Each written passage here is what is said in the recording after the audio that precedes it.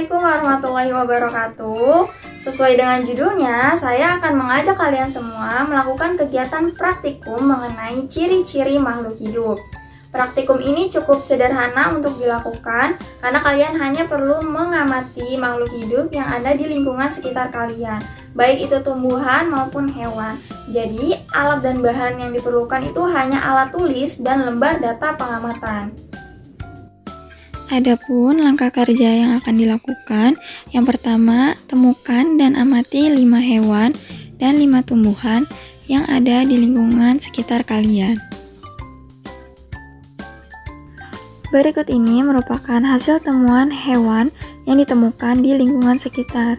Ada ayam, entok, burung jalak, kelinci, dan laba-laba.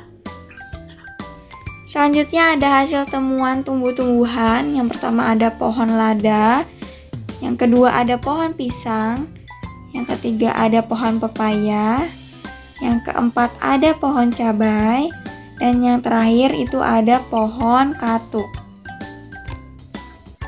Langkah kerja yang kedua adalah catat ke-10 makhluk hidup pada lembar pengamatan. Langkah yang ketiga, amatilah ciri-ciri dari makhluk hidup yang telah kalian catat. Berikut merupakan hasil pengamatan yang telah saya lakukan. Yang pertama, ciri-ciri makhluk hidup bergerak. Hewan dan tumbuhan bergerak dengan caranya masing-masing. Hewan bergerak menggunakan alat geraknya, seperti kaki, sayap, sirip, dan lainnya. Sedangkan tumbuhan bergerak mengikuti rangsangan dari luar, seperti cahaya matahari dan media pertumbuhannya. Seperti pada video berikut, ayam bergerak menggunakan kakinya, sedangkan pohon lada bergerak mengikuti media pertumbuhannya, yaitu dinding. Ciri makhluk hidup yang kedua adalah bernafas. Hewan dan tumbuhan bernafas dengan alat pernafasannya. Hewan bernafas menggunakan alat pernafasan seperti paru-paru, pundi-pundi udara, dan insang. Sedangkan tumbuhan bernafas menggunakan alat pernafasan berupa stomata dan lentisel. Di sini, burung jalak bernafas menggunakan paru-paru dan pundi-pundi udara.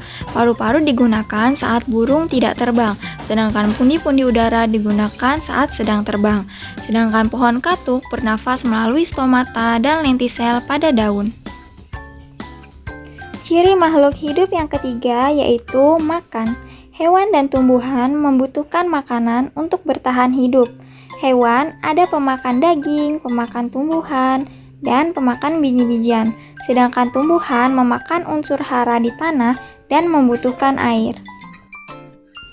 Dapat dilihat bahwa kelinci membutuhkan makanan berupa tumbuhan atau buah-buahan. Sedangkan pohon cabai membutuhkan air dan membutuhkan unsur hara yang ada di dalam tanah.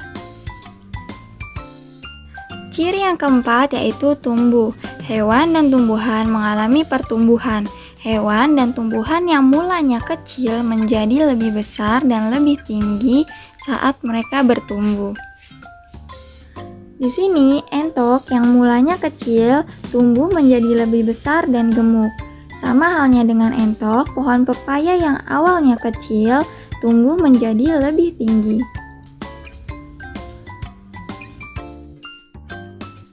Ciri makhluk hidup yang kelima yaitu berkembang biak. Hewan dan tumbuhan mengalami berkembang biak.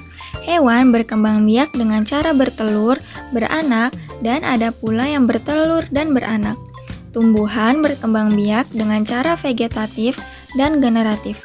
Vegetatif adalah perkembangbiakan tanpa adanya proses fertilisasi atau penyerbukan, sedangkan generatif adalah perkembangbiakan dengan adanya proses fertilisasi atau penyerbukan. Di sini, ayam berkembang biak dengan cara bertelur, sedangkan pohon pisang berkembang biak dengan cara vegetatif alami atau tunas. Ciri makhluk hidup yang keenam yaitu peka terhadap rangsangan. Hewan dan tumbuhan memiliki kepekaan terhadap rangsangan. Peka terhadap rangsangan adalah kemampuan makhluk hidup memberikan tanggapan terhadap suatu rangsangan. Rangsangan ini dapat berupa cahaya matahari, sentuhan, air, dan lain sebagainya. Laba-laba memiliki bentuk kepekaan yaitu mengeluarkan jaring sutra ketika ada mangsa yang datang, sedangkan pohon lada adalah peka terhadap media tumbuhnya. Ciri makhluk hidup yang ketujuh adalah ekskresi.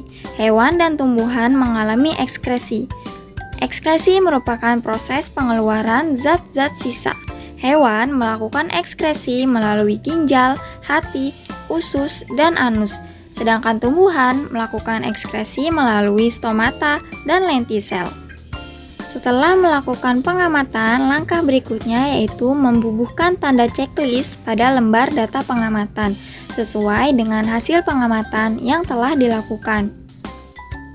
Berikut merupakan data pengamatan yang telah dibuat. Berdasarkan data tersebut, dapat disimpulkan bahwa setiap makhluk hidup pasti memiliki ciri-ciri yang disebutkan sebelumnya.